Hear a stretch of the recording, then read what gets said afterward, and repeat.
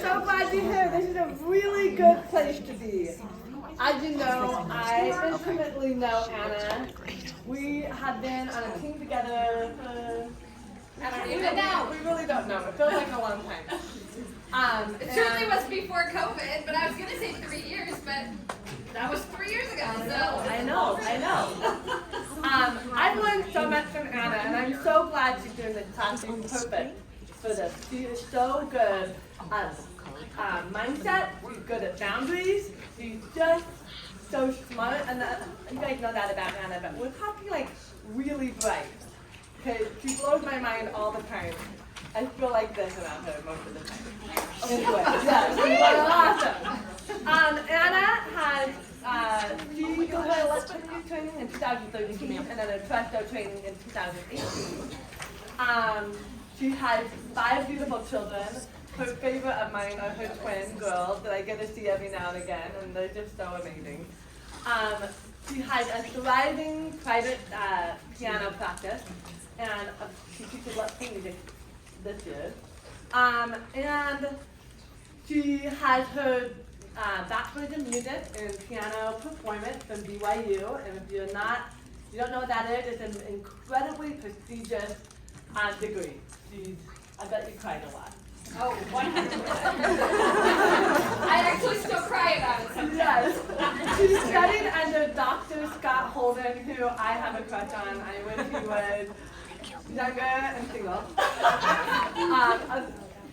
Just so you know, I'm single, so I can say that. Anyway, and so yeah, so welcome to this class. It's a good place to be.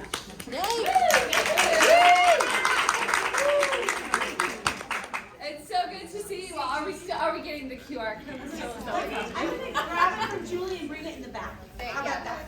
That's what I know. We need our QR codes. You are just fine. No worries at all. Okay.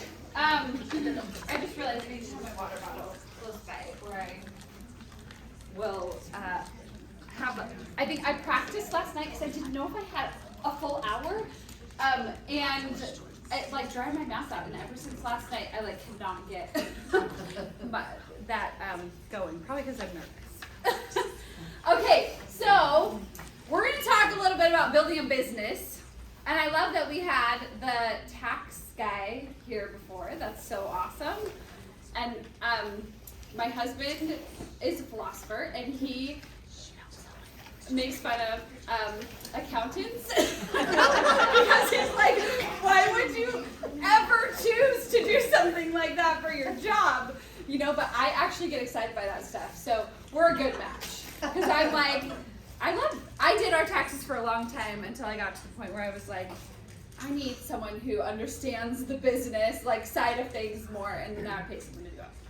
But, okay, so while we're chatting today, I want you to kind of just be thinking about your own space, your own business, your own studio.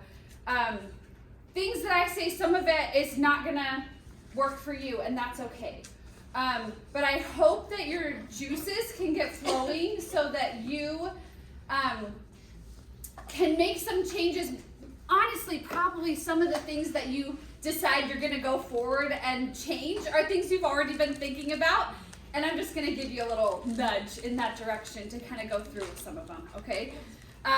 So take what works for you, leave what doesn't work for you.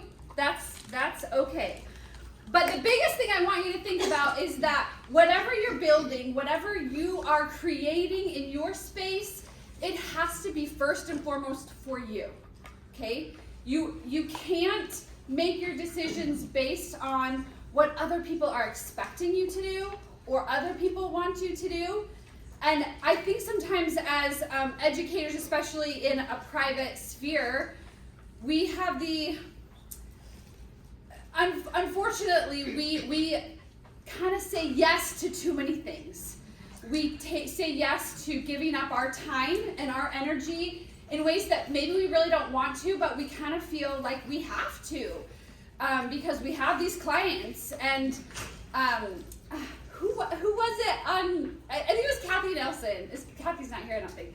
she said something about like one of her students texted her and was like, Susie can't come to her lesson at 5 today. She's gonna come early. Just wanted to let you know. And I was like, what? No!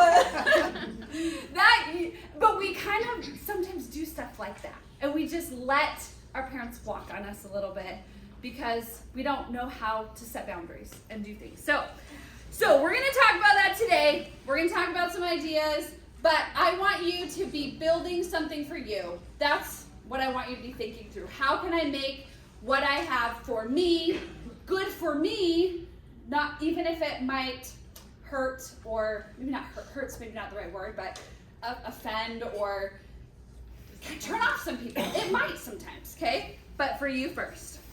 Okay, so, I put this quote up here because when I was thinking about this, that quote. Do you guys know the movie?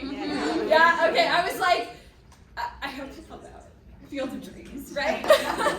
We're creating our Field of Dreams here. All right. Oh,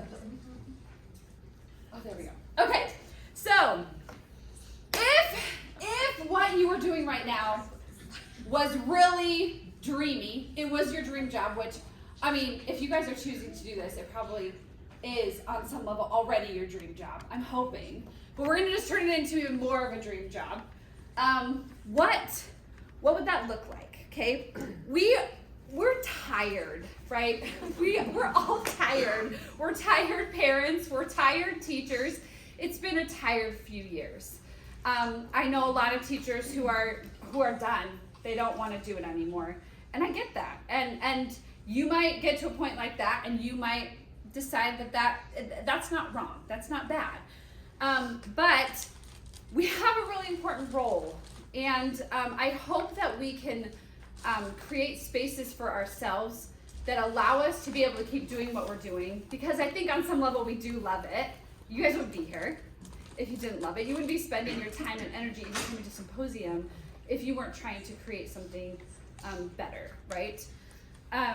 So how can we make this sustainable? How can we make this into something that we enjoy and we don't feel like it's draining us? So again, I said this is going to be different for everyone. These are some questions I threw out there. These might be things that I hope you can answer for yourself as we go through the next little bit. How can you not get burned out? How can you make more money? What's one change you could make in your studio to make it more professional, to make it more of a business?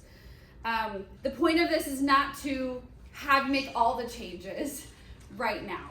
Start with one thing. Walk away with one thing that you feel like you can do better on or you can change. Especially as we're in this recruiting time right now, everyone's getting set up for next year. This is a great time to implement changes for next year. Think about one thing, okay? Okay, so you guys might be thinking, why am I even listening to her? Like, what does she know? And I am for sure probably not the most business-minded of everybody here. But I thought I'd be transparent about what my studio looks like and kind of some things that I've done over the last number of years. So maybe you trust me a little bit. I'm only teaching 2 Let's Play Music classes right now, and then I have a large private studio, which I'll kind of talk about how that shift happened for me in a little bit. But on the weeks that I work, which I don't teach every week, I work teaching time, prep time, training team time, about 30 hours a week. Okay, so it's a good part-time job, but it's not full-time, right? And then on the weeks that I take off, which I take off a lot of weeks, I work probably 5-6 hours, more like.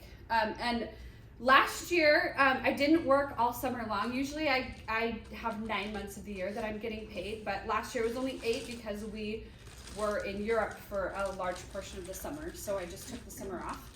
And last year I made about $50,000 before taxes, before expenses, so in that range that he was talking about there. But I didn't work for 4 months of the year. and I'm not working full time on the weeks that I am working. And so I've built something that feels sustainable. Am I rich? No. I am not in this because I'm trying to be a millionaire, right? I don't think any of us are, right? My husband's a philosopher. That's not like our, we're not in it to be the richest in the world. But we're happy in our space. We have what we need, and we have a life that we're pretty proud of. Okay, so I want you to do a little exercise with me. If you have your notes out, grab your notes. I think there's like a little space in your playbill that has a place you can take notes.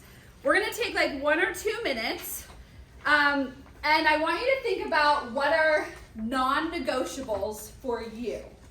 Again, this is gonna look different for me than it is for you. So I'll just share some of my examples, and this is over the course of years of teaching, things that I've discovered when I wake up in the morning I hate thinking about. And so I'm like, why am I doing it then? If every single week I wake up dreading this, then I'm cutting that out. So here are some of the things that are